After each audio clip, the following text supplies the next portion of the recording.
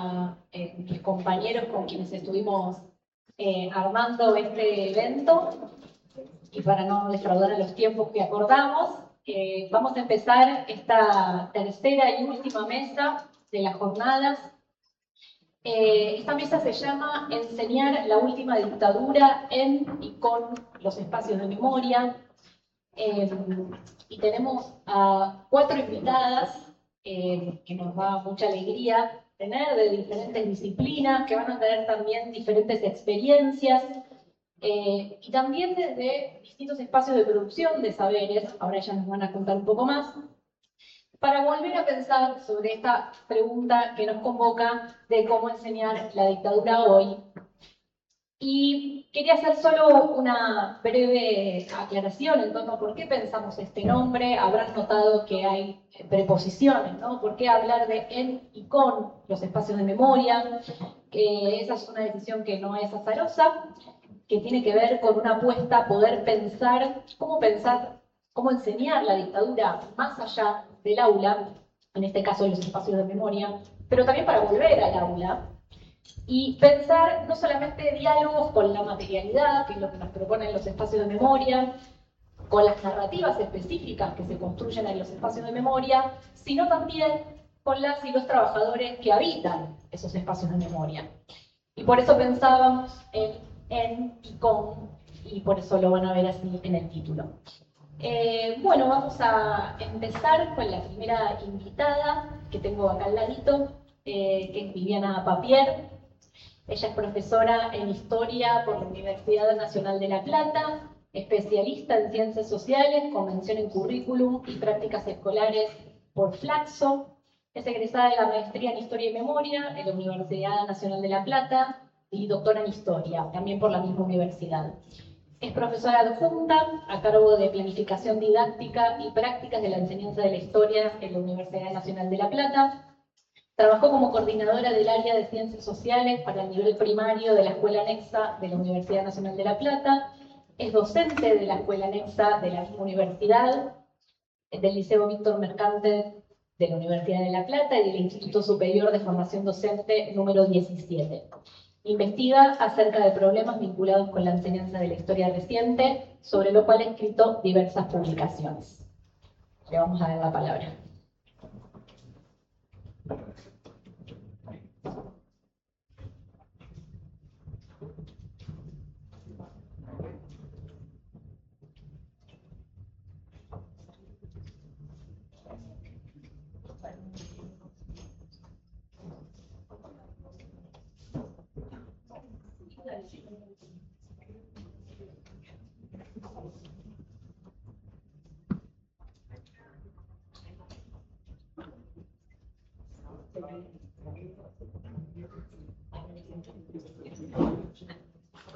Bueno, buenas tardes a todos. En primer lugar, quiero agradecer esta iniciativa y la invitación de quienes compartimos espacios donde hace muchos años pensamos y repensamos la enseñanza de la historia y en particular del pasado reciente con los jóvenes y en las escuelas. Así que celebro esto de poder detenernos y pensar juntos, que era lo que hoy decía con tanto énfasis que comparto en estos tiempos donde nos sentimos un poco buenos. Lo que vengo a compartir acá son algunas notas para sumar a la conversación, buscando aportar a esta pregunta clave que hicieron con la convocatoria del nombre que está circulando en las jornadas sobre cómo enseñar la última dictadura militar. Pregunta bien didáctica y propositiva, pero, como siempre les decimos a los estudiantes de nuestra cátedra de prácticas, no implica llegar y dar recetas, sino una invitación a repensar, a revisar, revisitar desde la enseñanza del tema. En este caso, en un momento particular, como son los 50 años de la última dictadura, en tiempos de negacionismo, de individualismo extremo, de fragilidad de los lazos sociales, y cuando entra en cuestión el pacto de nunca más, como decía Marina en otros trabajos, con un profundo desprecio ante la diversidad de opiniones políticas, como vimos todos los días y recientemente con las mismas escenas que vimos y escuchamos en el Congreso, resulta oportuno y necesario volver a repensar la enseñanza de la historia reciente de la escuela. un gran marco para pensar esto. O sea, nosotros estamos justo después de una mesa brillante que tuvimos con los expositores anteriores que nos dieron muchísimas puntas como para, y claves como para seguir pensando y intentaré dar alguna continuidad y tratar de no repetirme en tantas de las cosas en común que venimos pensando y realizando. En este contexto, como bien decía hoy también Celeste, ¿sí? Nos obliga a actualizar. Decían todos hoy, ¿no? Que hace 30 años el pasado reciente argentino y la escuela se introdujo en las normativas escolares, primero desde la reforma educativa del 93, luego con la Ley Federal de Educación del 2006, considerándose su enseñanza como central para formar ciudadanos críticos y comprometidos con la democracia y la defensa de los derechos humanos. Esto se tradujo en numerosas normativas, diseños curriculares en diferentes jurisdicciones que atañen tanto a contenido como a conmemoraciones. Hubo muchísimas políticas educativas de memoria que acompañaron a los docentes y a las instituciones en su formación, tanto a nivel provincial como nacional. Numerosos avances historiográficos y de otras disciplinas han proliferado a lo largo de esos años, así como también se incluye divulgación y también copiosos materiales pedagógicos, tanto curriculares como propuestas pedagógicas concretas.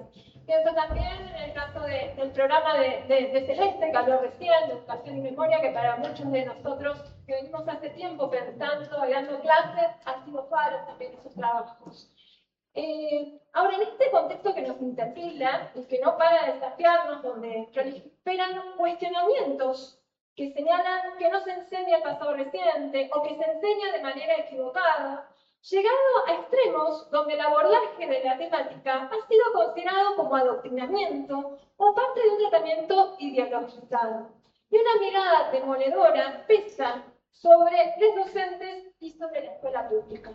Entonces pensaba también en un estado en la cuestión vinculada con quienes pensaba que tal vez algunas claves también están en quienes vienen investigando, quienes venimos investigando la enseñanza del pasado reciente en la escuela hace varias décadas, donde han proliferado numerosos estudios sobre la enseñanza en general, tal como sistematiza en numerosas publicaciones María Paula González.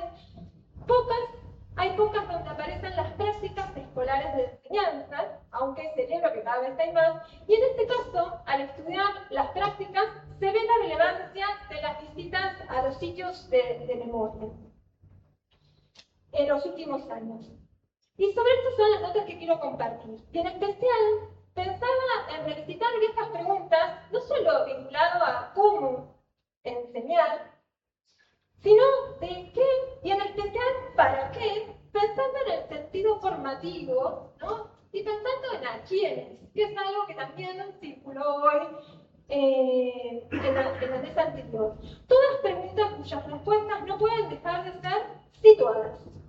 Y desde espacios que trabajo parten de la obstinada reflexión sobre las prácticas docentes desde las mismas prácticas, atendiendo a lo que sucede en ellas, teniendo en cuenta que hay contextos diferentes, pensando en los mismos sujetos de la enseñanza, pensando en las edades de los pibes, pensando en los contextos en los que se encuentran, en sus historias familiares, en sus consumos culturales, lo que piensan, lo que les interesa, lo que los mueve y cómo aprenden algo tan lejano en el mundo.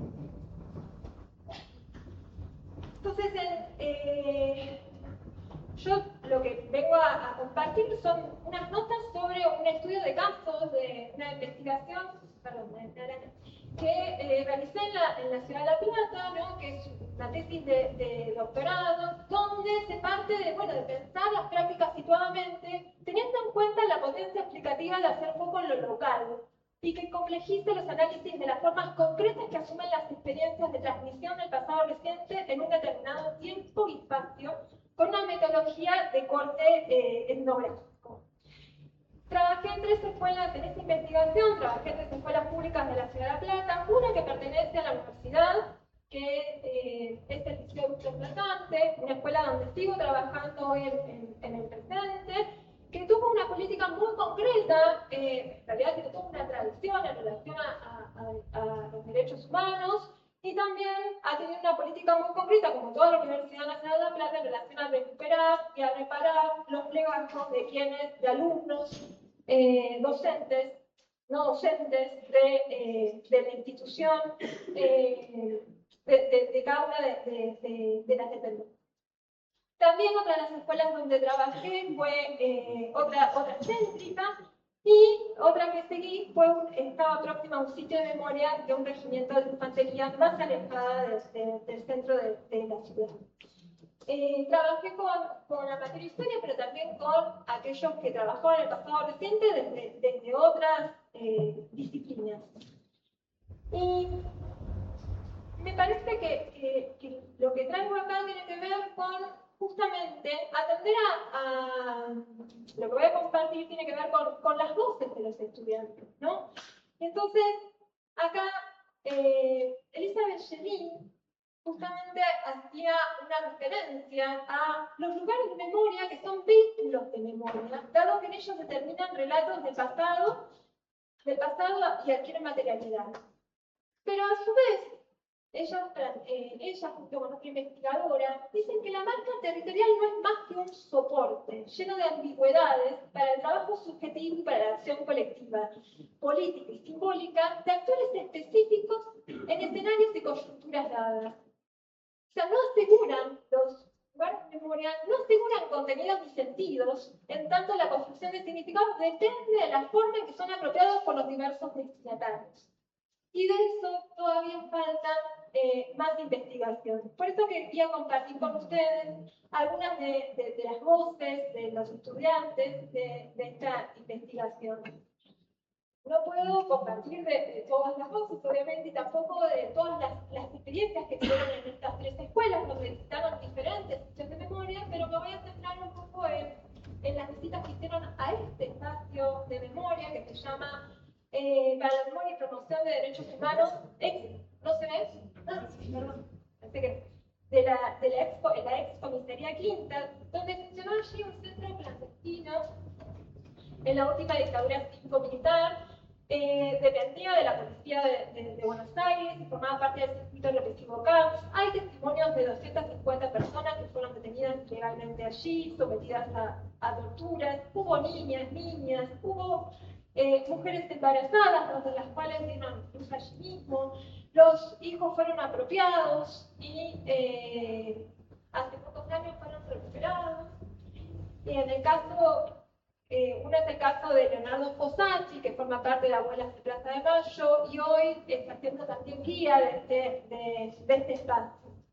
Desde el año 2012, luego de las pruebas, ¿no? Y luego del juicio al circuito CAMS, el Poder Judicial ordena que se desafecte este lugar y que allí funcione el espacio de memoria. Y desde el 14 de marzo del 2019 funciona justamente como un espacio para la memoria, donde se hacen diversas actividades, visitas con diferentes instituciones y también actividades culturales. Me interesaba pensar con ustedes, ¿no?, cómo estos sitios de memoria se convierten en lugares de aprendizaje. Y me parece que algunas claves nos da la investigadora alemana Dolf Bonenkamper, afirma que un lugar de acontecimientos solo puede ser un lugar de memoria para los que estuvieron presentes, es decir, para los testigos. Para todos los demás es un lugar de aprendizaje, un lugar en el que pueden adquirir saberes y conocimientos que a su vez se convertirán en recuerdos rodeados por las circunstancias emocionales y situacionales del aprendizaje. El recuerdo del acontecimiento vivido por uno mismo es sustituido por el recuerdo de la vivencia del aprendizaje. Entonces la pregunta que nos lleva acá a pensar es cómo los sitios, en tanto lugar de acontecimientos, se convierten en lugares de aprendizaje. ¿Y qué resaltan los estudiantes sobre las experiencias de visitar los sitios de memoria? Y acá me gustaba, por eso apareció en el título, esta idea de pensar la visita educativa como una experiencia. Y reproduzco un ratito de un diálogo de una clase, de la clase posterior a la salida educativa del sexto año, de la escuela, del liceo, dependiente de la Universidad Nacional de La Plata, a este lugar. Dice el estudiante, me re gustó la salida. Era ir a un lugar donde pasaron las cosas, los hechos, ver, estar, la experiencia de estar ahí. Y el docente les pregunta si conocían el sitio. Un estudiante dice, solo de escucharlo. Y otro dice, para mí fue muy fuerte. Hubo momentos cosas fuertes. Gesticula con las manos, señala con el cuerpo. Entonces me parece que este diálogo que transcribo acá, nos invita a introducirnos en lo que pasa y les pasa a los estudiantes cuando tienen la experiencia de una salida, ¿no? El gusto por salir, el estar ahí, el hecho que les resulta muy fuerte, que los atraviesa los cuerpos, es algo que no pueden explicar. Y acá me parece interesante lo que plantea el español Jorge La Rosa cuando habla de la experiencia, dice, es lo aprendido en tanto nos pasa, como sujetos por oposición a lo que simplemente pasa.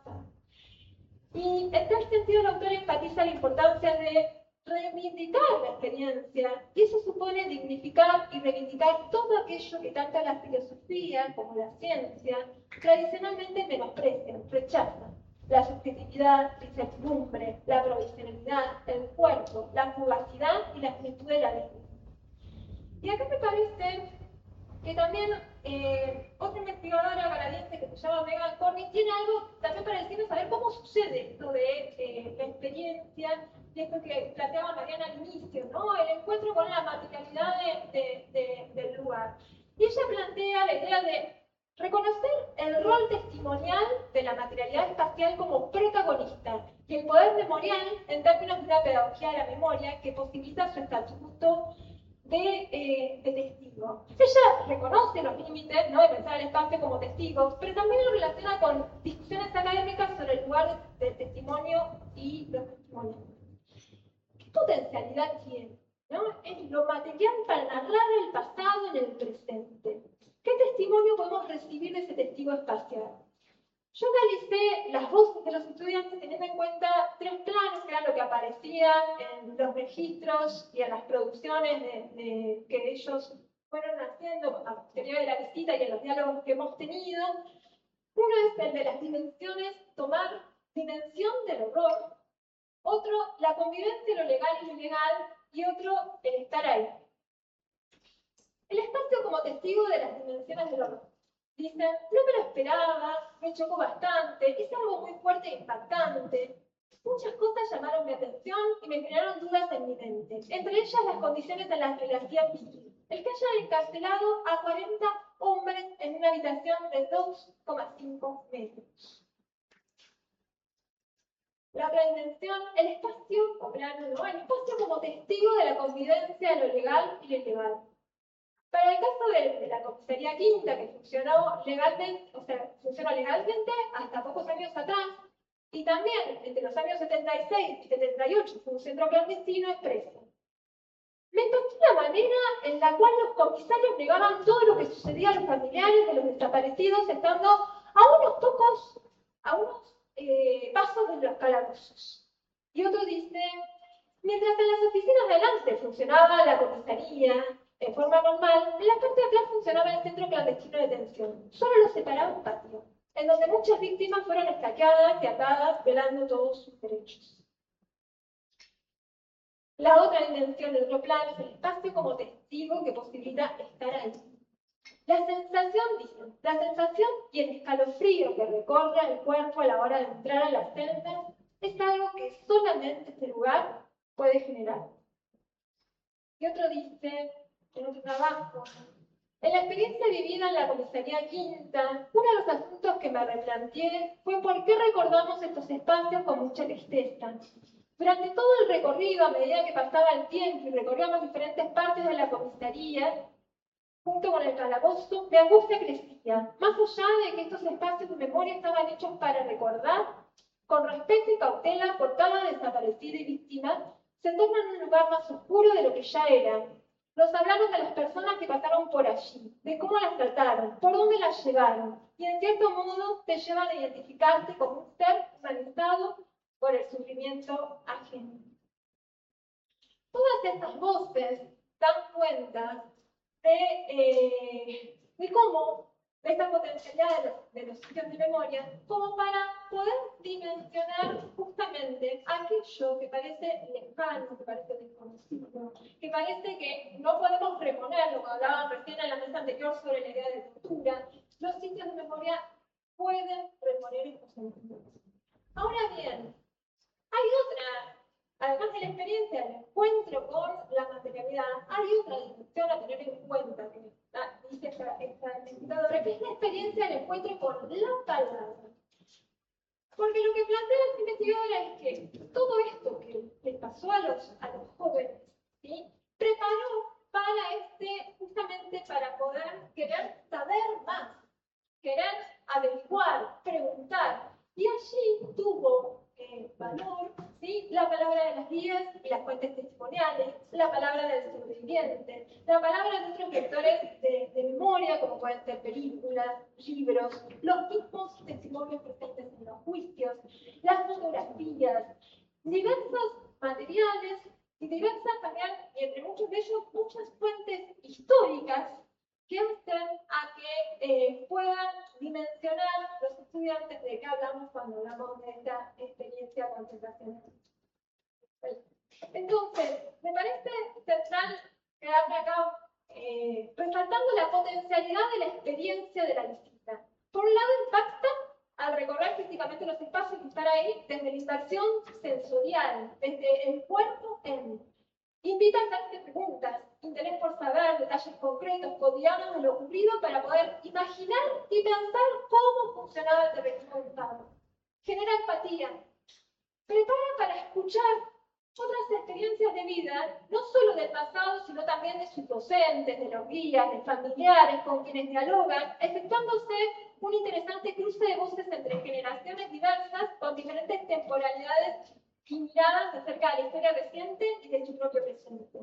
En palabras de este investigador, educador español La Rosa, dice: no forma y transforma, al posibilitar que los estudiantes se impliquen emocionalmente, y al decir de Pablo Freire, traigo la latinoamericana también, generar una situación creadora de saberes, donde los jóvenes comprenden el pasado reciente desde otro lugar. Pero a su vez, las visitas también, o por lo menos las experiencias con las que yo estuve trabajando y los diversos trabajos, también nos interpelan a modo de tirarnos de las orejas, de decirnos algunas cosas como para seguir pensando. Traigo las voces de los chicos. Uno dice, charla grupal, estudiante. Estaría bueno que los docentes toquen más el tema de la dictadura, porque se produjo, por qué detenían a las personas. Y otro estudiante dice, siempre se ve la dictadura. Y otro dice, pero es lo de siempre, nos quedamos ahí. Y en otro trabajo, que me parece que también nos dice mucho, ¿por qué siempre recordamos a los desaparecidos con un inmenso pesar y nos pesa en el cuerpo cada vez que revivamos la memoria? ¿Debería ser así como se los debe recordar? ¿Debemos hablar de ellos llenos de tristeza, con nudos en los estómagos y casi sin palabras? No creo que esté mal conocer sus historias de militancia y comprender por qué luchaban. Parece que no se les recuerda por su vida, sino por su muerte. Tenemos la memoria anclada en el horror. Me parecen potentes estas voces, porque nos hablan de lo que está hecho, pero también de las deudas que tenemos y de cosas para seguir pensando, ¿sí? Por un lado, hablan de ciertos silencios y recurrencias, ¿sí?, en estas apropiaciones del tema que también los traían los colegas anteriores, ¿no? Relatos con poca complejidad, donde no aparecen los años previos a la última dictadura, o se produce una despolitización de las víctimas. Y se habla, y esto de lo que decía, tenemos la memoria clara del horror, se habla más de lo que se les hizo, de lo que, quiénes eran estos sujetos, quiénes eran estos militantes, cómo eran sus vidas, las biografías. Y por el otro, esta idea de una conformación de una versión de la dictadura de baja intensidad, que traigo sobre la mesa, la que es otro historiador que también se ha dedicado a la enseñanza de este tema, donde predomina la memoria y en general no se historiza, que es algo que también se venía planteando en la mesa anterior, la necesidad de historizar, de comprender. Los mismos chicos decían, la pregunta era ¿por qué? ¿Cómo fue posible? Y es la historia la que da esas claves. ¿Cómo es posible? ¿Qué consecuencias tuvo? Que era lo que decía Marina en relación a llegar a este presente. Atender a la multiplicidad de actores sociales y sus niveles de responsabilidad. Y también nos habla mucho sobre qué pasa con las visiones o la ausencia, ¿no?, de visiones en conflicto, de discusiones. si hay narrativas en conflicto en los materiales, en las cosas de las aulas, se identifican argumentos. Entonces, me parecen dos cosas que por esto cierro. Por un lado, lo valioso de unir, ¿no? Y de pensar la relación entre el cuerpo y el saber. ¿No? Todo el potencial que tiene esto de la sensibilidad, lo emocional, y de no pensar el conocimiento como la antítesis, ¿no? Esto se ve claramente. Todo lo que potencia este trabajo en los sitios de memoria es cómo habilita e invita a querer saber, a continuar investigando, conociendo, trabajando con fuentes históricas. Pero también la investigación habla de la necesidad de un trabajo sostenido en las aulas. Porque identificamos que cuando hay más trabajo con conceptos, con bibliografía específica, los estudiantes que decían, esto lo vemos porque no habían tenido clases de historia, literalmente, o sea, había un docente en quinto año que no daba historia porque decía que no estaba preparado para la historia. Entonces, quien lo llevaba al sitio de memoria era la profesora de geografía. Pero también había otra estudiante que es la que cuestionaba cómo se enseñaba el tema y justamente es de un curso donde trabajaron historizando la memoria y podía identificar que la parte que la historia tenía, que la memoria tenía una historia que se podía recordar, se podía volver al pasado de otro lugar. Y me parece acá sumamente importante cerrar con esta idea de que la escuela justamente es uno de los pocos espacios donde se puede construir lo común. Y se trata de una de las pocas instituciones donde nos encontramos con otras y otros diferentes, una instancia donde compartimos entre generaciones, pensamos gente distinta, resuenan múltiples cuestiones de afuera e impactan en ella amplios debates. Y también, por suerte, es el espacio donde aprendemos a construir argumentos y podemos cambiar de opinión. Entonces, me parece que va de la mano de eso, todo lo que se puede hacer en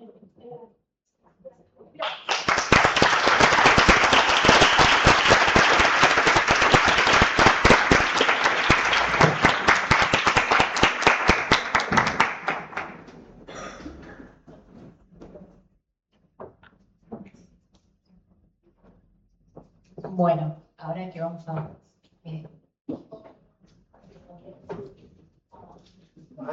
Bueno, más cerquita, bueno, para hablar más cerquita del micrófono en general, todas.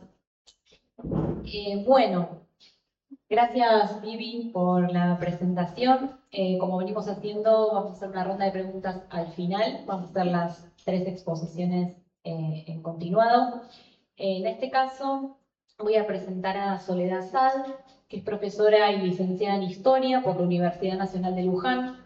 Su área de especialización se encuentra vinculada al estudio de las infancias como sujetos sociales en distintos periodos históricos y en cómo pensar en su visibilización desde la enseñanza.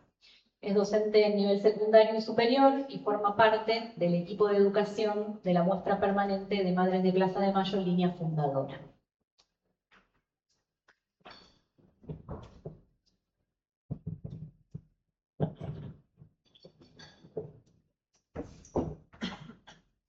Bueno, buenas tardes. Primero quisiera empezar agradeciendo. Muchas gracias por la oportunidad de encontrarnos hoy, por la invitación. Muchas gracias Marisa, Mariana, Viviana, Laura, Vivian. Un gusto poder compartir con ustedes esta mesa. Agradecer también a mis compañeros del equipo de educación, de los cuales está Dani acá también presente y bancando, porque lo que vengo a compartir hoy, si bien soy yo la que está hablando acá, forma parte de un trabajo en equipo, entonces me parece también muy valioso poder destacar eso. Y agradecer también obviamente a los presentes por estar acompañándonos esta tarde. Hoy nos convoca una invitación para que podamos pensar también en algo muy específico en el marco de estos 50 años que estamos próximos a conmemorar del inicio de la última dictadura militar acá en Argentina. En un momento también en el que algunos consensos, ¿no? O lo que parecían ser ya cuestiones que estaban consensuadas también entran en disputa, entonces me parece sumamente valioso el poder repensar en eso y también pensando que la mayoría de los que están acá son docentes o docentes en formación, bueno, poder preguntarnos por eso para nuestro también posterior trabajo en las aulas. Y en este sentido, esta mesa también tiene una convocatoria aún más específica que es a cómo pensar, ¿no?, en esto, en cómo enseñar la última dictadura militar en Argentina, también desde y en los sitios de memoria. Y en mi caso particular, además, con una especificidad analítica aún un poquito mayor, para pensar en las infancias, ¿no?, dentro de lo que son estos procesos. Antes de comenzar y meterme un poquito más con eso, quisiera presentar el lugar, ¿sí?, donde trabajo, que les contaba Mariana, y es donde también empezamos a desandar estos temas, que es en la muestra permanente de Madres de Plaza de Mayo, línea fundadora. Para quienes no la conocen, es una muestra que está ubicada en el espacio Memoria y los Derechos Humanos, en la ex-ESMA, en Casa de Nuestros Hijos, La Vida y la Esperanza, que es el nombre que las madres decidieron también que lleve este lugar. Y es un lugar que está compuesto, como pueden ver acá, por 2 salas y está centrado en contar la historia reciente de nuestro país a través de la historia de vida y de lucha de las madres de Plaza de Mayo. Entonces, eso también lo hacemos a partir de diferentes ejes. Acá hay algunos, como trabajar sobre las madres desaparecidas, trabajar sobre esas formas de visibilización que las madres llevaron adelante a lo largo de toda su vida para visibilizar justamente sus reclamos, la lucha por la memoria, la verdad y la justicia, la vida cotidiana. Y esto lo hacemos poniendo mucho énfasis, ¿no?, en esto que hablaba de la potencialidad, ¿no?, que tienen los espacios de memoria, mediante la materialidad, ¿no?, mediante el uso de fotografías, de diarios, de documentos oficiales, también documentos institucionales, de cartas que tenemos exhibidas a lo largo de la muestra. También acá les compartí algunas imágenes, porque lo que queríamos también desde la muestra era justamente mostrar esas imágenes que tal vez no son tan conocidas, que no están en internet, ¿no? Entonces eso también nos parece que hace como, bueno, de la experiencia, ¿no?, algo más personal, ¿no?, dentro de lo que es este espacio. Y acá lo que hacemos es llevar a cabo a lo largo de todo el año diferentes actividades, visitas guiadas con escuelas primarias, secundarias, también con nivel superior, terciarios, universitarios. Las visitas están pensadas sobre todo a partir del segundo ciclo de la escuela primaria. Sin embargo, también recibimos chicos más chiquitos y adaptamos las propuestas según las necesidades de quienes nos visitan.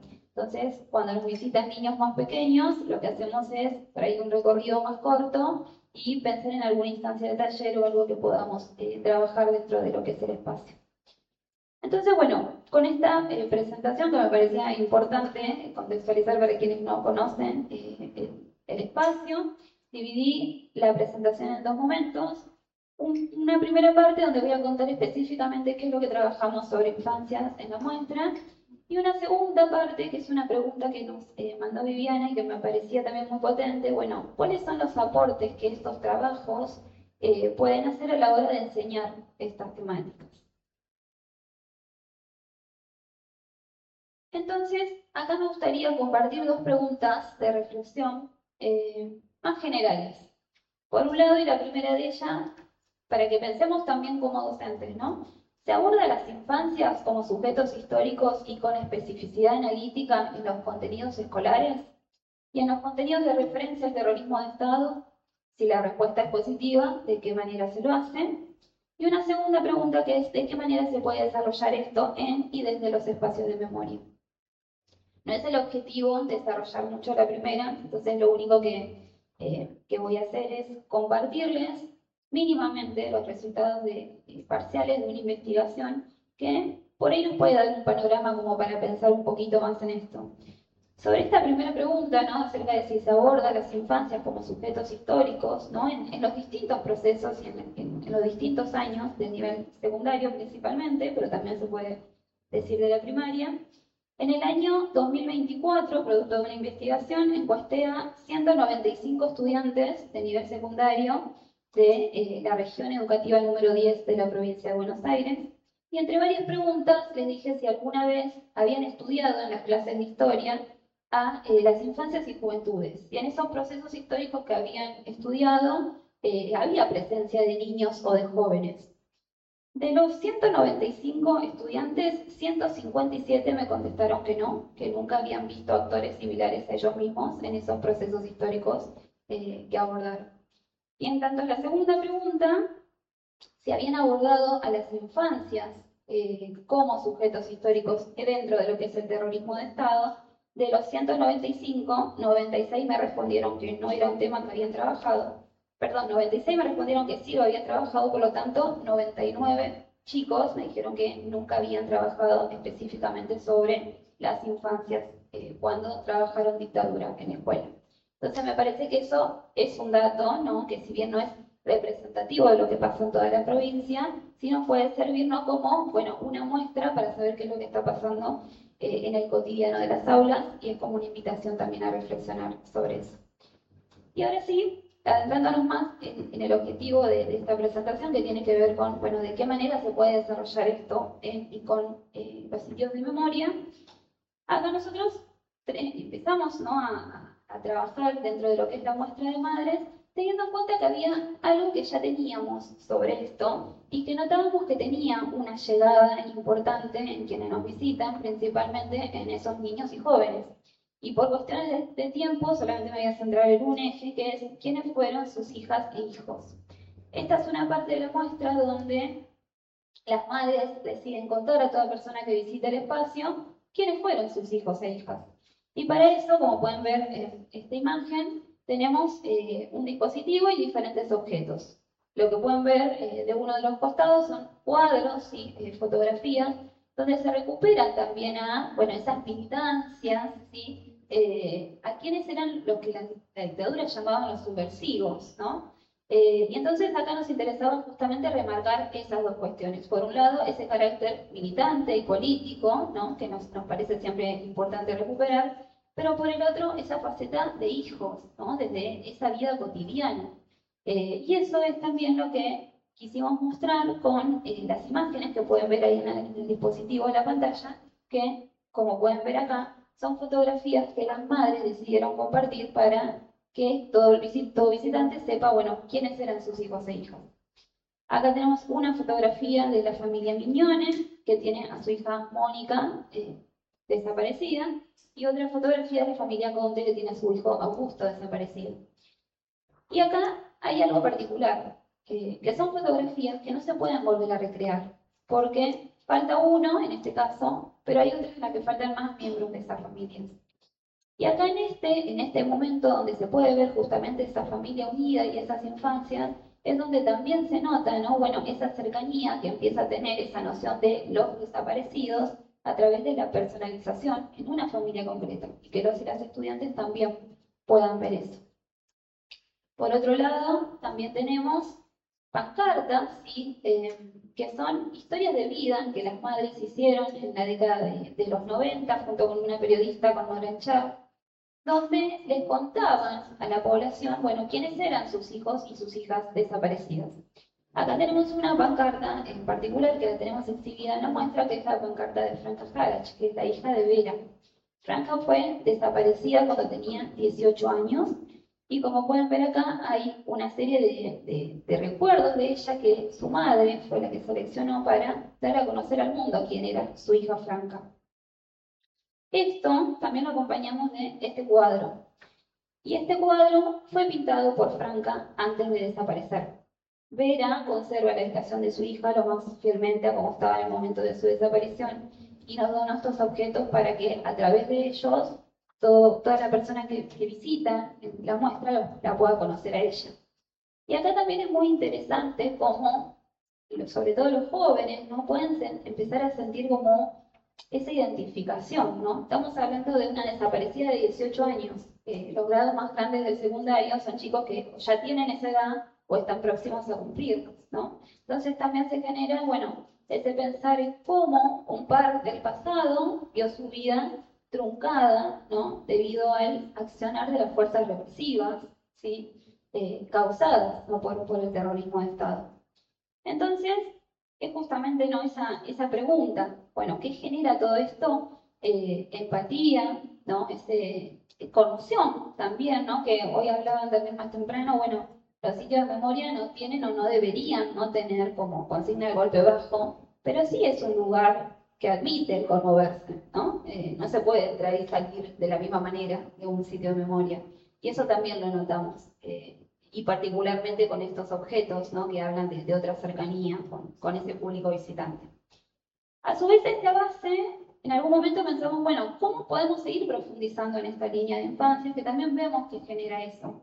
Y ahí es donde surgieron 2 jornadas, que hicimos en el año 2024 y en el 2025, que fueron específicas, dirigidas a docentes de formación, pero también a público en general que esté interesado en la temática, para trabajar sobre infancias en dictadura.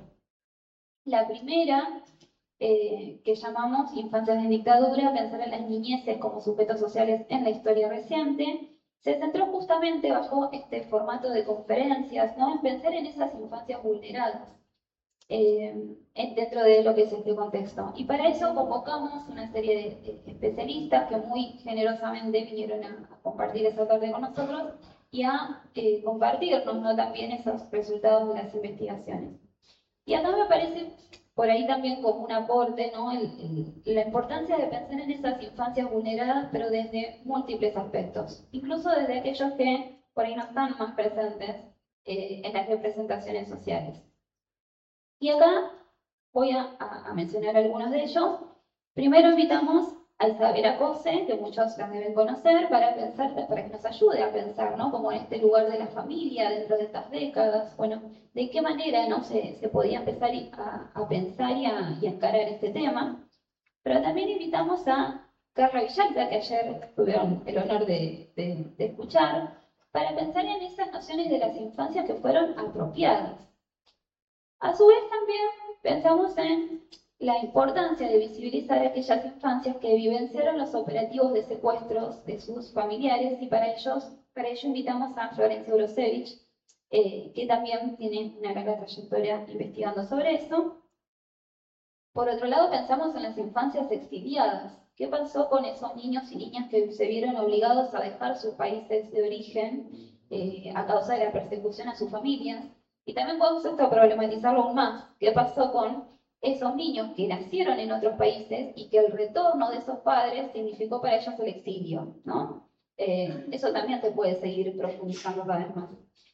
Y para pensar en todo esto, también siempre en clave de enseñanza, invitamos a Celeste Damoli, que tuvieron también el honor de escucharla hace un ratito, para poder pensar en todo esto en clave de la pedagogía de la memoria.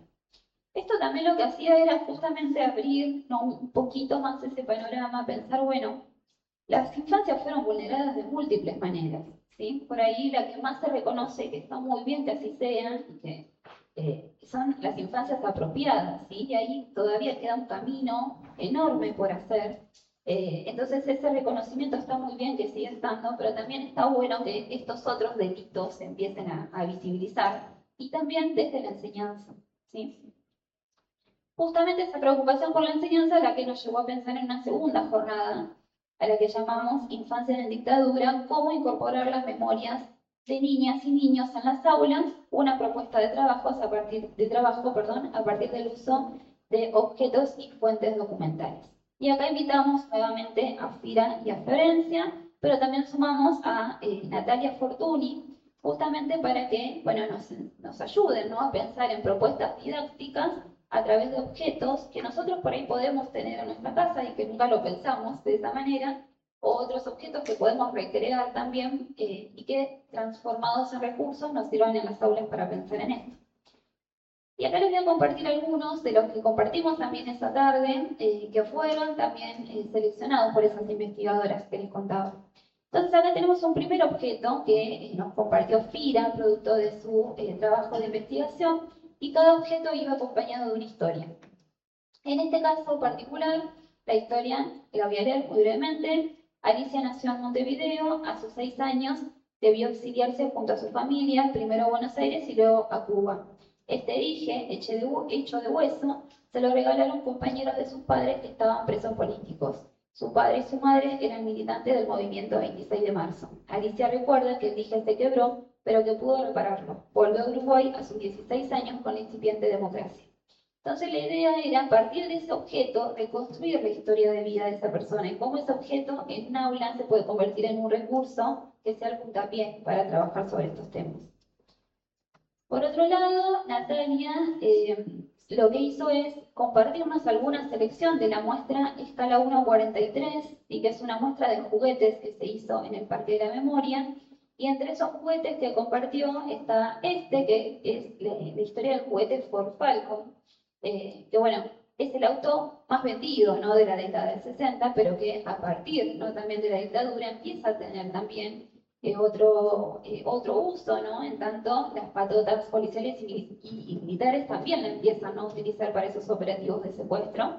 Y cómo eso después se transformó en un juguete que fue muy vendido en la década del 70 y que incluso revistas como, por ejemplo, Villiquen lo promocionaban, ¿no?, como ese juguete irrompible, ¿no?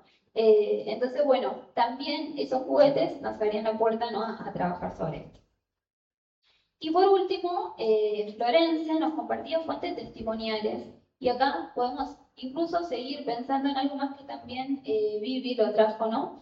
De esas infancias que fueron llevadas a centros clandestinos de detención y que también sufrieron daños psicológicos y también físicos. Dentro de este testimonio, que es solamente uno, ¿sí?, de los varios que Flor nos compartió, dice: mi mamá sale y a la tardecita me vienen a buscar en un auto. Tenía 7 años. Lo que recuerdo es que me siento con mi hermana de 9 meses a UPA y bueno, el auto tenía armas, granadas.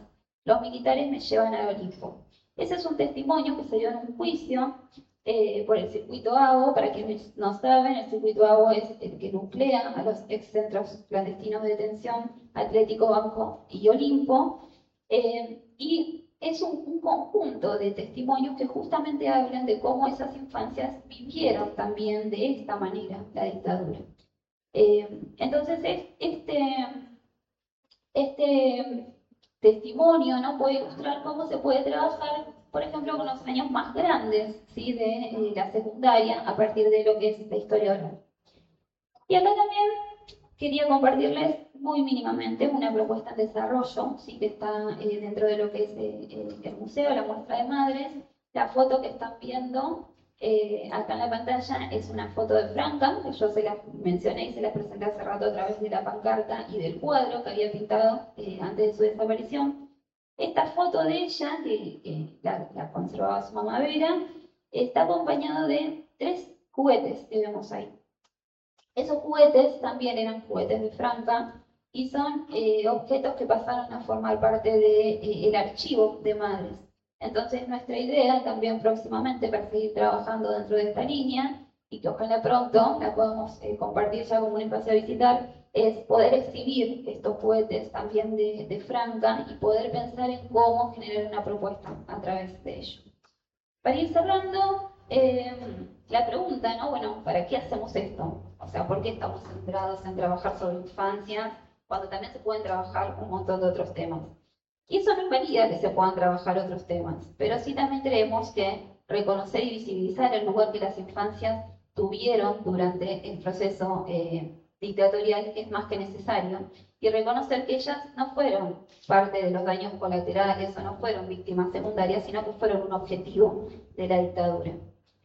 En segundo lugar, también notamos esta falta de visibilización en los procesos de justicia, porque hay muchos delitos que hoy en día no son considerados como tales en los juicios, justamente por delitos de lesa humanidad. Estas personas, hoy adultos, son citados a declarar en carácter de testimoniantes, como hijos de desaparecidos, pero no como víctimas en sí. Entonces, eso también nos parece que visibilizar puede aportar a esos procesos de justicia. Mínimamente esto está cambiando. El año pasado empezó un juicio, que es el de Laguna Paiva, que es pionero en eso, donde justamente se trata, ¿no?, de como víctimas a esos niños que vivieron otros delitos que no tienen que ver con los de apropiación, pero nos parece que es un puntapié muy importante que sienta un precedente para seguir también trabajando sobre esto. Y en tercer lugar y por último, pensamos que también es un aporte para que estas infancias, que hoy en día son adultas, puedan tener una oportunidad para elaborar lo vivido, para reconstruir sus propias memorias, también como un reconocimiento a sus historias de vida y a todo lo que han atravesado en estos momentos. Para cerrar, ahora sí, ¿cuáles son los aportes que estos trabajos pueden hacer a la hora de enseñar estas temáticas, ¿no?, que era lo que nos habíamos planteado también al principio?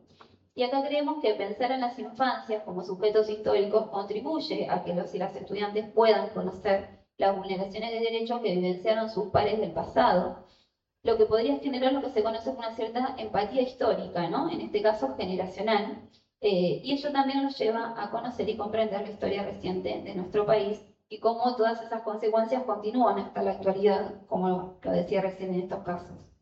En segundo lugar, también es una manera de acompañar a que los y las estudiantes en formación puedan, ¿no?, también empezar y continuar construyendo su ciudadanía con valores democráticos, respetuosos de los derechos humanos, en este caso particularmente de los derechos de las infancias, ¿no? También pensando en esas infancias de ayer, pero en las infancias de hoy, que es la clave también que Carla les contaba ayer. Y acá, sin olvidar que esto también forma parte de las prescripciones curriculares. La última reforma educativa en Argentina, a través de su Ley Nacional de Educación, también plantea esto como una prescripción que después es trasladada además en los diseños curriculares, ¿sí? Y por último, pensamos que hacerlo en y desde los espacios de memoria, y comporta lo que decía Vivi, también tiene una potencialidad y es una oportunidad más, ¿sí? Una oportunidad más para desarrollar esas propuestas pedagógicas, en tanto también acerca a las nuevas generaciones a conocer esta historia que es parte de nuestra historia, por los que lo vean cada vez más lejano, desde lo material, desde lo que ellos puedan ver, desde lo que ellos puedan sentir, ¿no?, con todo lo que ello implica. Entonces, bueno, ahí me parece que también es muy importante, ¿no?, el poder pensar esto desde la formación docente, contarles que hay muchísima bibliografía sobre estos temas que se pueden consultar. Hoy Marisa hablaba algo de la planificación, ¿no? No podemos hacer un recorte y planificar si no conocemos bien el proceso histórico del cual estamos hablando. Bueno, en este caso, esta invitación es a pensar en este posible recorte, también trayendo un sujeto social que por ahí no es el más reconocido o visibilizado en la clase de historia, pero que creemos que puede ser un gran aporte. Bueno, ojalá haya sido de interés también. Gracias.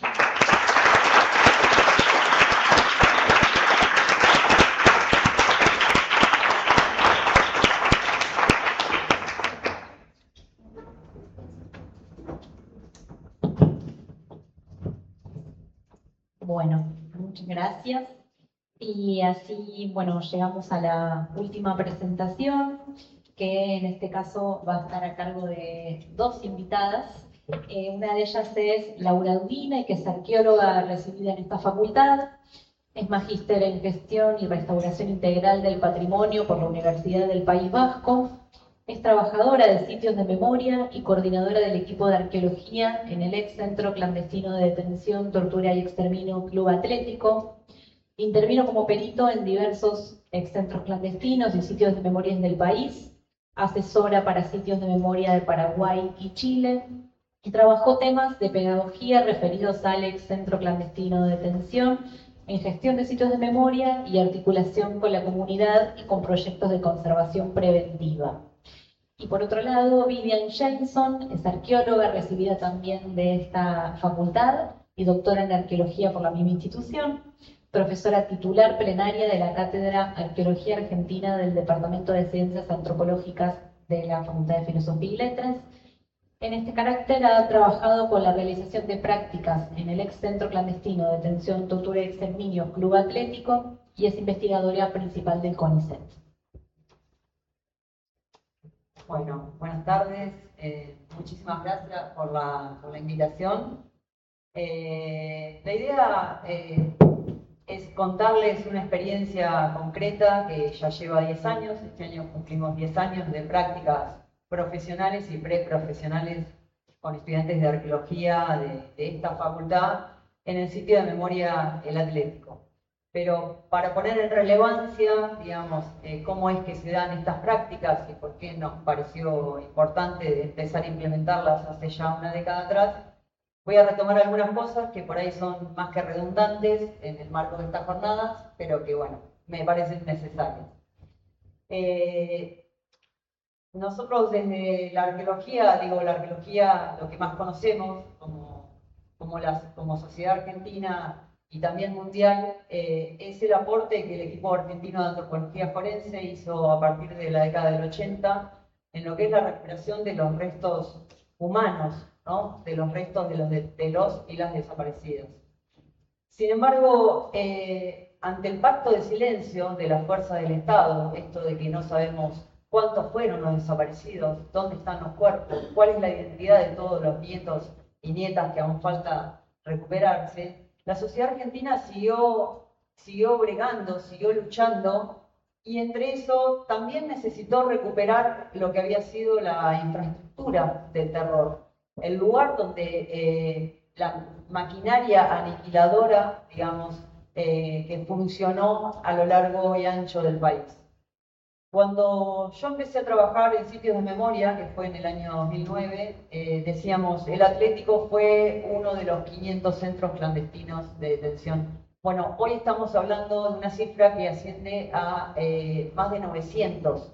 Están identificados por el Registro Único de Víctimas del Terrorismo de Estado. Sabemos que es un listado que está en construcción, que no es acabado, como no es acabado el listado de los desaparecidos en cada uno de los centros clandestinos, o no es acabado completamente el listado de las identidades apropiadas. Es una sociedad, la nuestra, que necesitó descubrir, investigar esta materialidad que sostuvo esta maquinaria aniquiladora. Y en el caso del Club Atlético fue el primer sitio en recuperarse en todo el país, con la particularidad de ser propiamente un sitio arqueológico. Es decir, es un lugar que fue demolido, fue enterrado y fue construida una autopista por encima. Y la lucha de la sociedad argentina a lo largo de la década de los 90 hizo que la visibilización de ese lugar diese lugar en el año 2002 al comienzo de su recuperación material. Este proceso inédito de patrimonialización de estos espacios se consolidó a lo largo de estos 20 años, recuperándose de algunos de esos de hoy más de 900 centros clandestinos identificados. Muchos de ellos se recuperaron, como ya lo vieron a lo largo de la jornada, por lo menos en el rato de la mesa que tuvimos y la mesa anterior, como espacios de memoria y promoción de derechos humanos. Decir que la recuperación del Atlético es un proceso colectivo, fue y sigue siendo un proceso colectivo que devino en política pública, y que cómo abordar esta materialidad, qué se musealiza y qué no, con qué metodología, son todas preguntas que desde la arqueología nos fuimos haciendo y que, porque no estaba construido de alguna forma, no había experiencias previas. Cuando se recupera el Atlético, se empezó a compartir con Mansión CD, que se empezó a recuperar también, digamos, las experiencias, pero no había un camino hecho del cual emular, digamos, las metodologías, sino que hubo que crear metodologías, hubo que hacer ese camino. Y bueno, fue una experiencia que sigue siendo al día de hoy novedosa, por más que ya tiene 20 años, y por eso lo del asesoramiento, creo que no solo me pasa a mí, sino que a muchos colegas de distintas disciplinas les ha tocado asesorar en países vecinos, porque de alguna forma la sociedad argentina fue pionera, digamos, en ese camino de recuperación. Nuestra metodología en particular de abordaje tiene que ver con considerar a los edificios, a los centros clandestinos, como un documento escrito en el tiempo, un documento que no es un objeto estático fosilizado, sino que se ha ido transformando, se ha ido transmutando, ha tenido etapas de construcción, de reconstrucción, de uso, de destrucción. Porque hay que decir que, por un lado, lo que es importante investigar es tanto cómo esos lugares fueron acondicionados como centros clandestinos, porque eso da cuenta justamente de la ingeniería que hubo, digamos, y del gran aporte que el Estado generó en ese momento, el Estado terrorista, para llevar adelante esa infraestructura. Es decir, hubo un gran... no me sale la palabra, aporte, digamos, de recursos, digamos. Por ejemplo, en el caso del Atlético, son 40 celdas que se construyen, baños, digamos, en algo que era simplemente un sótano, y poder estudiar desde la materialidad eso genera información, por ejemplo, para los crímenes de lesa humanidad que se llevan adelante. Nada, considerar el edificio esto como un documento escrito y que el análisis de este edificio nos puede dar cuenta de ese acondicionamiento, de ese uso, porque lo que encontramos en muchos de estos ex centros clandestinos son huellas del paso de los y las secuestradas. Hoy estuvimos con una visita que Vivian también estuvo acompañando y, por ejemplo, contábamos de incisiones que hay en los muros, no solo del Atlético. En el caso del Atlético hay un muro de unos tabiques divisorios que dice "Ayúdame, Señor". Bueno, en el caso de la ex-ESMA se ha encontrado una inscripción que le sirvió a un sobreviviente para saber que estuvo secuestrado en la ESMA. En otros casos que hemos estado trabajando, enriquecimos con esas huellas el listado de los desaparecidos. Esa materialidad no solo son edificios, sino que también son objetos, sobre todo en lo que es el Atlético. Digamos, se encuentran muchos objetos artefactuales que fueron parte del campo de concentración y que no solo confirman lo que dicen el testimonio de los sobrevivientes, sino que en muchos casos lo amplían. No me voy a extender ahora sobre esto, pero hay información accesible. Y bueno, decir que toda esta materialidad tiene en principio varios roles. Algunos los estuvimos viendo acá, que es el rol pedagógico, ¿no? Acá la compañera, cómo esos lugares son hoy una herramienta pedagógica para las nuevas generaciones, cómo pueden aprender a partir de esa materialidad, de esa arquitectura, de esos objetos. Vos estabas hablando también de los objetos y cómo a partir de las muestras en la casa de madres pueden a partir de esos objetos hablar de historias, ¿no? También, como ya mencioné, son prueba material ante los delitos de lesa humanidad. Por eso los arqueólogos, entre los que me incluyo, hemos tenido que ser testigos de contexto en los juicios y hemos declarado todas las investigaciones.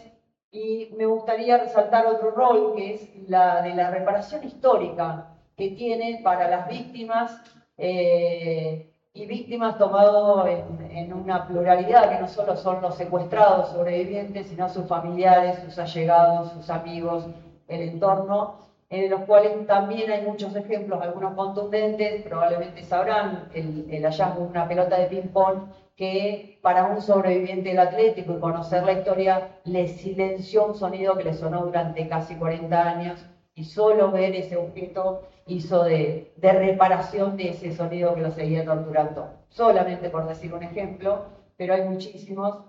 Entonces, bueno, hace 10 años atrás, o tal vez más, hace 10 años empezamos a concretarlo, empezamos a ver que habíamos hecho ya todo un camino dentro de la arqueología, se habían elaborado ya metodologías de abordaje, había mucho aprendizaje y no estaba dentro de la academia, no estaba dentro de esta casa de estudios, y no es tan fácil, digamos, más allá de generar un seminario, tal vez, que es algo como pasajero.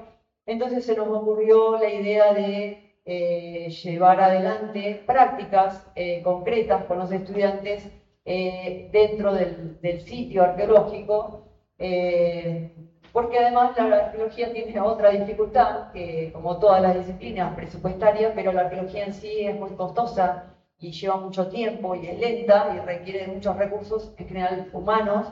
Entonces era como un intercambio o contraprestación que nos podíamos hacer sitio de memoria y esta casa de estudios.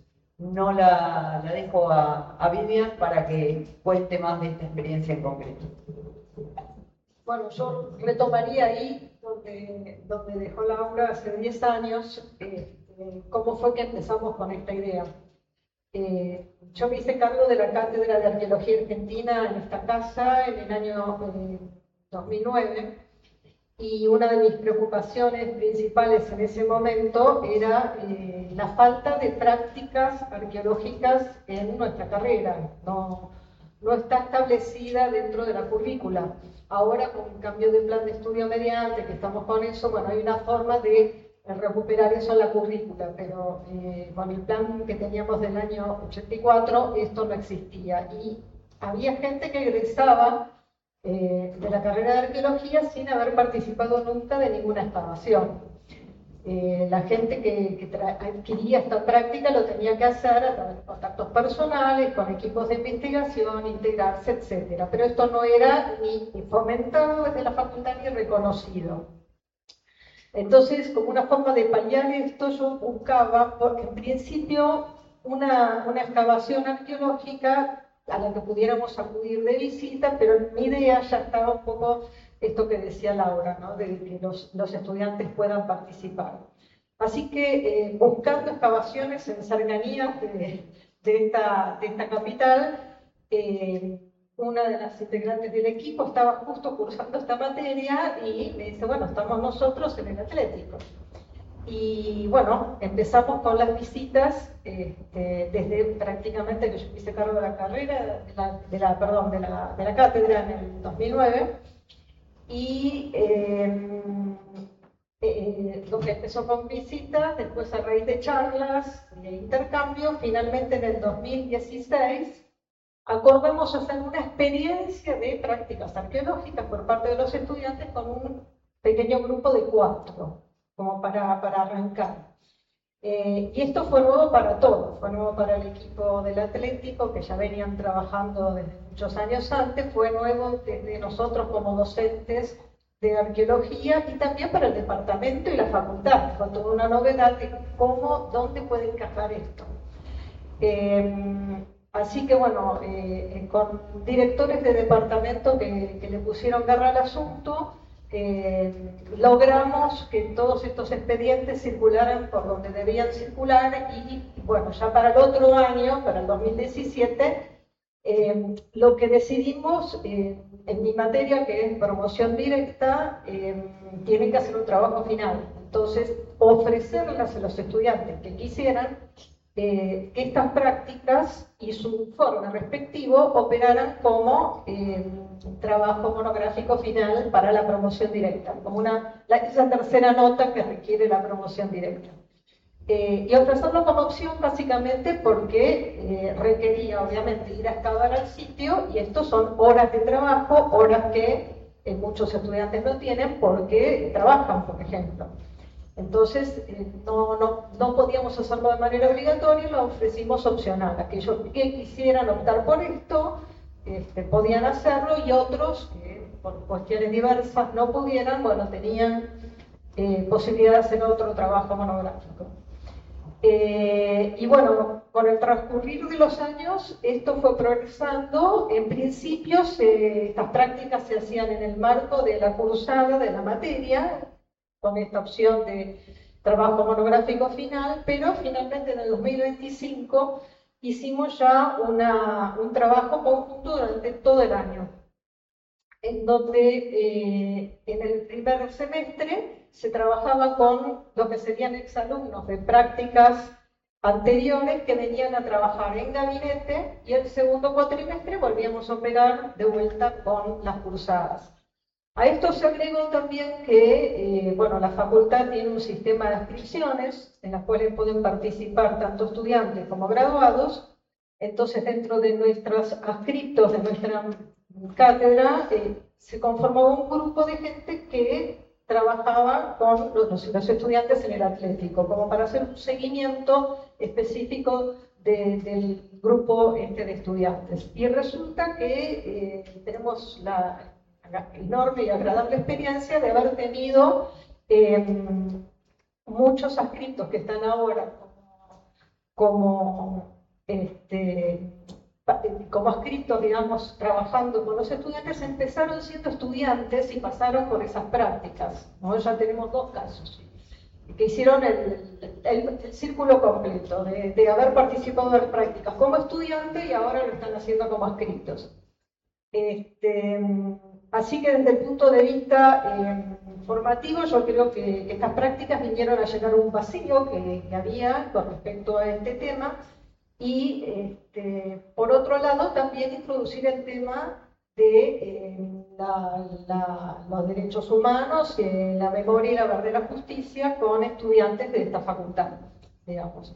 La idea es que reciban esta formación práctica, pero obviamente no vamos a desatender todo este tema que en el atlético es candente, digamos, ¿no? Está ahí.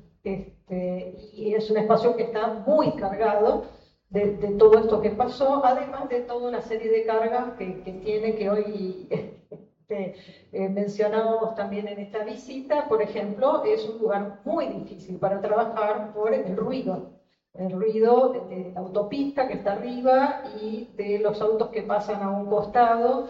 Es un lugar para trabajar en una excavación 2, 3, 4, 5 horas por día, es francamente agotador. Y también esto permite abrir, digamos, la cabeza de los estudiantes a cuestiones que van por un poco fuera de esta práctica, que hacen en la gestión, que es un tema también hiperpresente, hoy más que nunca, pero siempre está presente el tema de cómo se gestiona un sitio de esta forma y todos los inconvenientes que hay aparejados, que tienen que ver con temas de financiación, así como también temas cotidianos de que, bueno, se rompe un caño en la calle y hay que hacer algo, ¿no? Y estos son aspectos que por ahí en la vida académica se escapan, pero que también hacen a la vida profesional.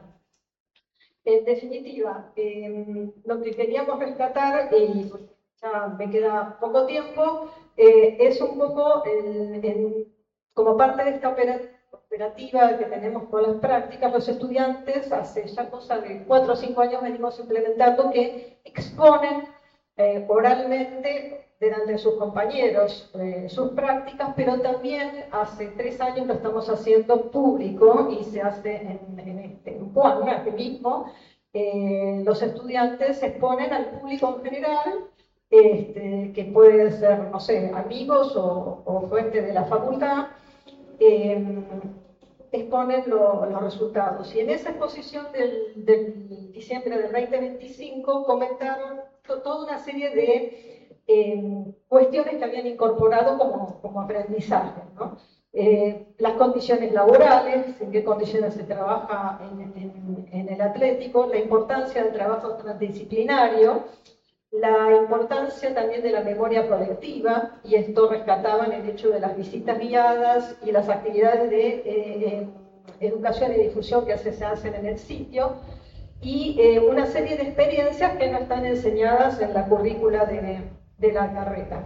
Después detallaban toda una serie de cuestiones que tienen que ver ya más en sí con la práctica arqueológica, como la identificación de unidades estratigráficas, el relevamiento de los recintos, la detección de agentes de deterioro, el control ambiental de las colecciones. Bueno, podría extenderlo porque la lista era importante.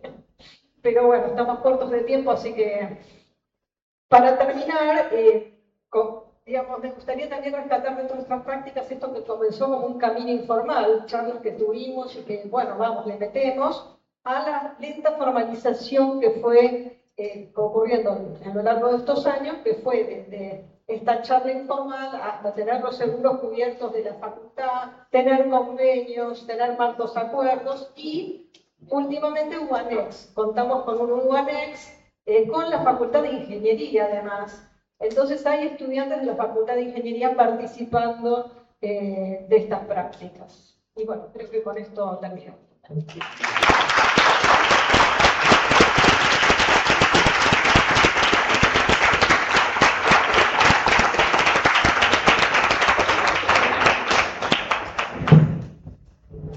Bueno, muchas gracias. También muchas gracias a las tres por ser rigurosas con el tiempo, que es la parte infeliz de estos encuentros.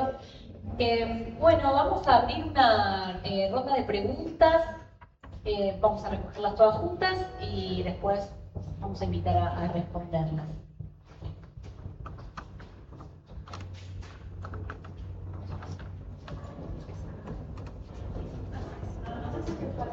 Que tengamos fuerte.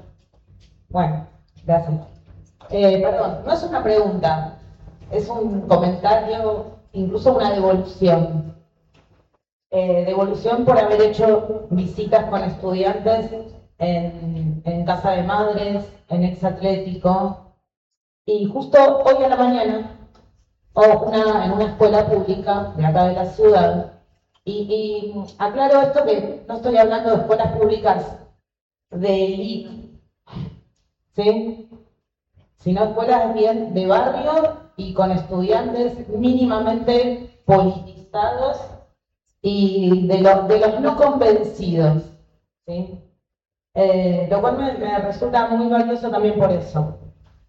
Hoy a la mañana una colega me dice, es así, me dice, estuve con quinto primera, que el año pasado fueron al exatlético con vos. Y me dice, se reacordaban. Una vez se piensa que de un año al otro los chicos se olvidan de todo, mágicamente. Pero a veces es cierto que basta una pregunta, un comentario disparador para que esa experiencia, como decías, esa experiencia de haber ido al lugar y todo, del año anterior, como que se reactive.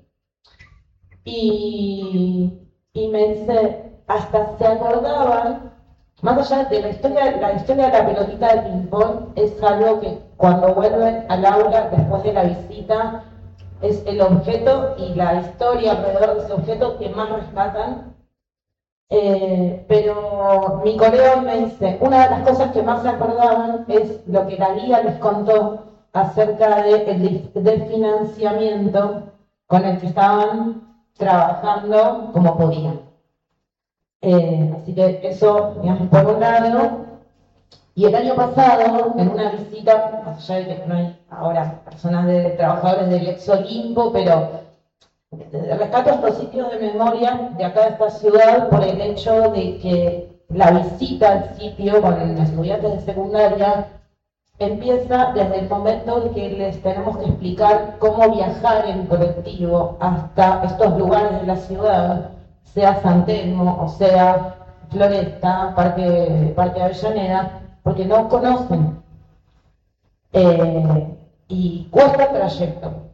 Y el llegar ahí y mirar la vereda de enfrente y todo el barrio circundante ya es ubicarse de dónde ocurrían estos crímenes. Digamos, ¿dónde ocurría? ¿Alrededor de qué ocurría el genocidio? Y el año pasado, con otra escuela, en visitas al ex Olimpo, tuvimos 2 estudiantes que se colaron en la visita de otras divisiones porque querían a la semana siguiente volver a visitar el lugar. Porque se habían quedado enganchadas con el relato, puesto con la palabra posterior, y quisieron ir de vuelta. Entonces, esto a veces, nada, para no perderlo de vista también lo que pasa después. Y lo cierto que es un lugar de aprendizaje, nada, que es más difícil que, como la frase que aparecía en la pantalla, que es más difícil que pase como si nada, aunque los chicos después estén pensando en el UPD y en terminar la secundaria como pueden y un montón de otras cosas, pero que eso igual deja una marca, una huella. Nada más, gracias. Perdón por el tiempo.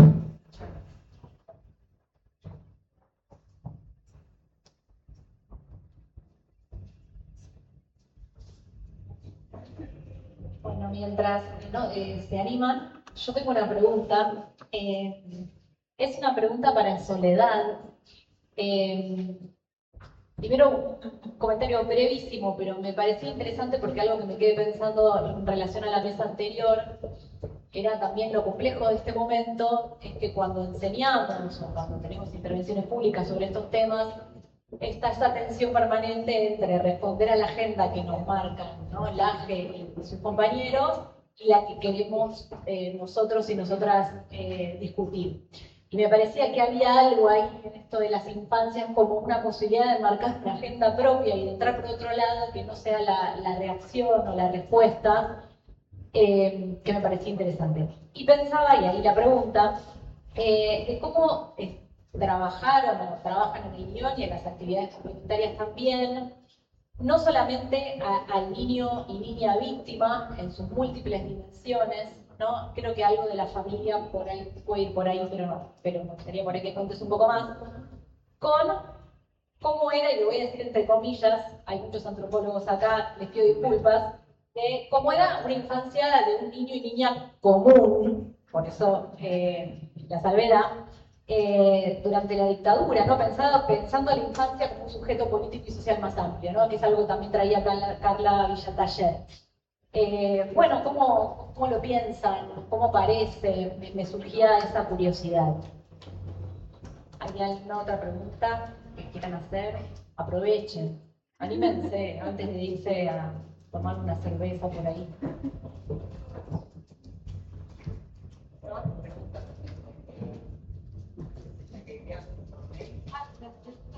Bueno, algo de lo que aparecía en las preguntas, gracias por ponerlo, ¿no?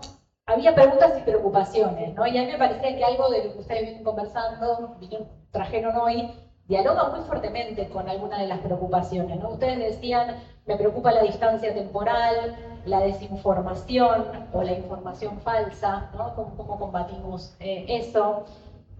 La preocupación de que los estudiantes no dimensionan lo que pasó y los efectos que eso tiene, la desconexión emocional. Digo, hay algo que ustedes en sus diferentes intervenciones fueron como muy al hueso de estas cuestiones. Yo pensaba, y esto lo abro también para discutirlo con todas, ¿no? En la mesa anterior decíamos, bueno, hay que historizar, ¿no? Porque a veces la historia responde, en algún sentido, muchas cosas sin necesidad de cuidar las consignas. Yo acá solo para provocar un poco, yo creo que con la historia no nos alcanza, en absoluto nos alcanza, por lo menos eso es lo que yo pienso. Yo soy historiadora, digo, vengo de ahí, pero como también lo que ustedes traen, la materialidad, estas preguntas, vienen a traer algo de la sensibilidad y de otros lenguajes que me parecen potentísimos para poder pensar algunas cosas. Y pensaba, ¿no? Bueno, esto que decían, enseñar a partir del presente. Bueno, eso puede ser un montón de cosas, ¿no? Digo, en realidad quizás la gran pregunta es qué es lo que mueve a esta generación, qué es lo que conmueve a esta generación y cómo hacemos, con qué materiales, con qué objetos, con qué preguntas hacemos que nos digan qué es lo que los mueve. Porque no va a alcanzar con que les preguntemos ¿qué pensás de la dictadura? Porque no nos van a responder nada, nos van a decir es algo que me viene acompañando desde el jardín, como decían hace un ratito, ¿no? Pero bueno, las preguntas venían un poco vinculadas a las preocupaciones, vinculadas a la potencia de cómo trabajar con esos objetos. Quizás podríamos pensar cómo podemos trabajar con objetos también dentro del aula o qué hacemos en el después, como decía por allá Verónica recién en su intervención, ¿no? ¿Qué pasa con el después? Bueno, si quieren comentar algo sobre estas cuestiones. Y yo quiero agregar una cosa que tiene que ver con la situación en la que están los sitios de memoria en el presente, porque también había preguntas vinculadas a cómo hago para ir o para conseguir una visita cuando actualmente los sitios están desfinanciados, cuando hubo despidos masivos a sus trabajadores. Bueno, creo que también el contexto no solo es narrativo, discutir con narrativas, sino también es discutir contra prácticas. Y bueno, por ahí cuéntenos un poco, ahí apunto directamente a Laura, que está, bueno, también a Soledad, pero ¿cómo es estar dentro de un sitio de memoria hoy promoviendo esas prácticas? No, en principio, sobre todo para la compañera docente que trajo bueno, primero gracias por esa devolución, y también en el mismo momento, mientras hablabas y contabas eso, yo me sentía mal, y no soy yo quien me tengo que sentir mal, nos tendremos que sentir mal toda la sociedad y en realidad los funcionarios que están haciendo que esto no funcione y justamente nos están destruyendo, pero realmente hoy en el Atlético no estamos pudiendo absorber ni el 5% de las visitas que nos están pidiendo. Hay como una guardia, te diré, de visitas, es decir, estamos atacando de lo que está entrando en el mail muy poquito, les estamos pidiendo disculpas a los docentes porque no estamos pudiéndolos recibir.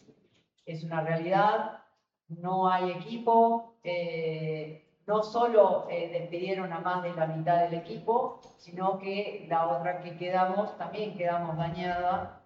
También nuestros cuerpos, ese cotidiano empieza a pesar sobre nuestros cuerpos y habemos 4 personas que estamos de licencia de largo tratamiento. Entonces, nada, eso, de decirles que si esta es la respuesta, sepan, ¿no?, que no es que no hay un equipo detrás comprometido, sino que hay un equipo que está despedido y que por exceso de compromiso está cursando una mala situación, digamos, de salud. O sea, contar que con respecto a la pregunta que nos había llegado por mail, o por lo menos la había transmitido, era cómo hacer para que estos lugares se sigan conociendo y se sigan difundiendo. Bueno, nosotros tenemos, más allá de lo que es obvio, que es dar visitas y hacer talleres y todo, que es algo que hoy no estamos pudiendo sostener, desde lo que es el área de arqueología y conservación, nuestra idea es seguir profundizando este trabajo con las prácticas, dentro de lo que realmente la situación actual no nos permita, y de hecho nuestro proyecto era ampliar esta experiencia a otros centros clandestinos, ex centros clandestinos recuperados hoy como espacio de memoria. De hecho tenemos un proyecto que ya lo hemos hablado, digamos, con esta casa de estudios, que es poder trabajar, hacer un plan de trabajo en el Olimpo, que está pendiente. Nosotros también muchas veces trabajamos por oficios judiciales, es decir, desde la justicia se hace un pedido y bueno, justamente como no estamos teniendo tampoco gran capacidad de equipo, poder hacer estos trabajos que se nos requieren, digamos, en un marco de a su vez estar formando estudiantes con estas metodologías de abordaje. Así que bueno, esta sería una de nuestras propuestas. Para que los sitios se sigan difundiendo, no solo desde la visita en sí, sino desde el aprendizaje y la práctica desde la disciplina en la que estamos trabajando.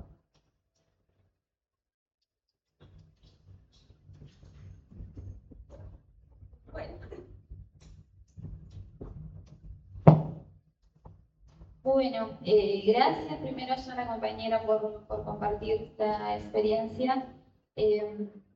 También compartimos eso, ¿no? Como ese pensar en el espacio de memoria como una oportunidad, ¿no? Y esa oportunidad de generar ese aprendizaje significativo, ¿no? Eso que perdura, que va más allá de lo que uno puede hacer en un aula, porque no solamente rompe esa cotidianidad de la escuela, sino que también es esto, ¿no? Bueno, a través de algo que pueden ver, que pueden sentir estando en ese momento, en ese lugar, ¿no? Que pueden tocar.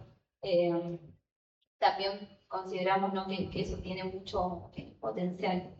Y después, bueno, sobre la situación actual de financiamiento, bueno, es algo que ya conocido, ¿no?, por todos, situación lamentable que está sucediendo. También hay algo muy importante de contar, que dentro de lo que es el predio de la Extesma también hay distintos espacios. Nosotros particularmente vinimos a compartir la experiencia que es de la Casa de Madres, pero también está la Casa de Abuelas, está el Museo Sitio y está el Museo Malvinas. Entonces también es importante pensar, ¿no?, en cómo se va vivenciando ese desfinanciamiento en cada uno de esos lugares, ¿no?, también de manera particular. Y eso compartido de los otros centros, ¿no?, que también es una situación generalizada, y todas las dificultades, ¿no?, esto que comparten acá las chicas sobre, bueno, no poder sostener tal vez en algunos espacios una visita diaria, ¿no? Entonces, bueno, por eso también es importante poder seguir difundiendo estos espacios, que se puedan seguir comunicando, ¿no? Como les decía, cada lugar también, si bien estamos todos atravesados por el desfinanciamiento, también cada uno tiene una realidad distinta. Entonces también es importante, ¿no?, el poder conocer esto y la invitación a que se sigan habitando esos espacios, porque es la única manera también que perdure, ¿sí? Las muestras pueden ser muy lindas, pero si no hay nadie quien las visite, dice siempre un compañero, no sirven para nada. Entonces, bueno, eso también, ¿no?, nos parece muy importante, y la invitación está siempre abierta. Y después, respecto a la pregunta de Mariana, bueno, ahí hay gracias también por eso. Hay varias cuestiones ahí que abordamos, ¿no?, desde la muestra, y principalmente, por un lado, trabajar mucho lo cotidiano, ¿no? Y ver, bueno, cómo esas distintas realidades, a través de, por ejemplo, lo que se vivía en las escuelas en ese momento, ¿no?, cómo llegaban a esas infancias, ¿no? Cómo de alguna manera esas prácticas represivas llegaban, ¿no? Desde, no sé, la requisa a una biblioteca, desde cualquier situación, desde lo cotidiano, ¿no? Que te puedas imaginar. Y también desde lo cotidiano dentro del hogar, ¿no? Donde trabajamos, bueno, cuestiones de género, cuál era el rol que la mujer tenía en ese momento, qué se esperaba del rol de la mujer respecto a sus hijos, ¿no? También. Entonces, bueno, trabajar desde ese lugar creemos que es generar una cercanía, ¿no? Con esos niños y niñas. Y por último también pensar esto dentro de lo que fue el plan sistemático, que eso es algo que también nos preocupa trabajar en la muestra, ¿no? A lo largo y a lo ancho de todo el país hay más de 800 centros clandestinos que han sido identificados hasta este momento. Y no es lo mismo una infancia que vivía en Buenos Aires que una infancia que vivía en Tucumán, que trabajaba, por ejemplo, en la zafra, ¿no? Entonces también tratamos de remarcar eso, esa diversidad que tiene Argentina, pero que fue atravesada completamente, ¿no? Y que hace a un plan sistemático. Entonces, bueno, también lo tratamos de trabajar de esa manera, pero me das también nuevas ideas para seguir pensando cosas, así que te agradezco mucho por eso. Bueno, por un lado, agradecer a la colega la devolución, ¿no? De compartir esta experiencia.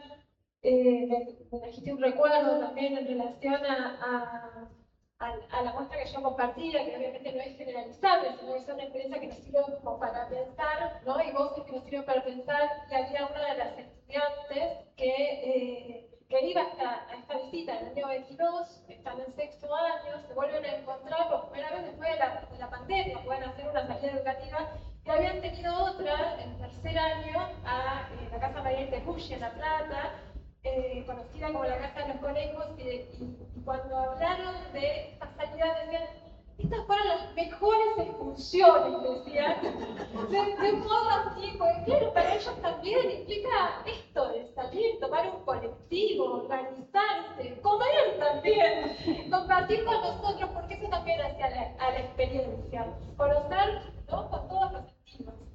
Y por un lado también, cuando hablaban cuando hablabas, Soledad, de las infancias, me quedaba pensando en un curso con los que trabajo hace mucho tiempo en una escuela primaria, chicos de 11 y 12 años, que yo había trabajado cuando fueron los 30 años de democracia, había trabajado un montón, habíamos hecho entrevistas, estaban todos fascinados. Y 10 años después, cuando quise volver a trabajar con los 40 años de democracia, yo dije: no les engancha. Junto con otra profesora, era un tema que les resultaba totalmente ajeno, indiferente. Y volviendo a materiales que teníamos, que habíamos conocido en algún momento, fuimos a las cosas de infancias, en un libro maravilloso que se llama ¿Cómo es un recuerdo?, de Hugo Paredero, que lo pueden encontrar en internet.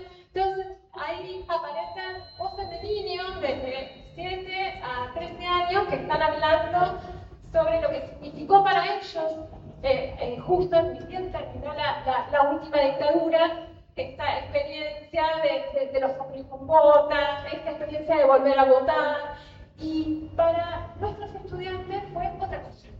Con eso se cacharon muchísimo, y me parece que habla un poco de esto que vos decías, ¿no? De generar empatía y de cómo romper con esa indiferencia que, bueno, cómo hacer en estos tiempos. Así que gracias. Bueno, siendo las 9, les agradecemos mucho por quedarse, por estar y compartir con nosotros. Gracias a las invitadas y bueno, esperemos encontrarnos en alguna otra oportunidad pronto, en otros espacios, y que tengan un excelente fin de semana.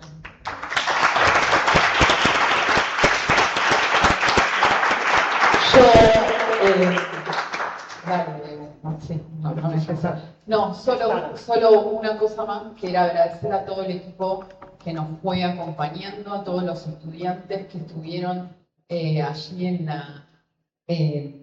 la acreditación, en cada detalle, en la formación, en el aula. Esta tarde hemos perdido los carteles que teníamos, que eran bastante pobres, pero los perdimos Bueno, un montón de detalles que venimos trabajando hace un montón de tiempo. No, voy a seguir porque creo que es tarde, pero quiero agradecerle mucho a todos los que vinieron desde muy lejos, ¿sí? Y que se quedaron hasta tan tarde.